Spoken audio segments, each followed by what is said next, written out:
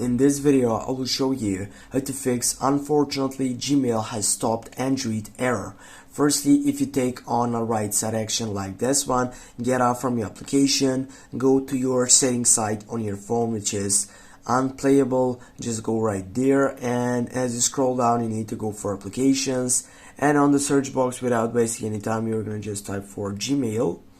Go for that application, it will set up, and as you get on it, the main point right here, it is simply to go and take force stop. Just go force stop and take that on for a duration of 15 minutes, for example, or it could be up to 10 minutes because it could get and let the problem out fastly. And as you get all the force stop, that just go storage on the third selection, clear the cake on the full sideman, go clear the data by going OK and simply deleting permanently all these databases and all that stuff for your Gmail section. And as you get done with all that stuff, I hope that it will be fixed the problem.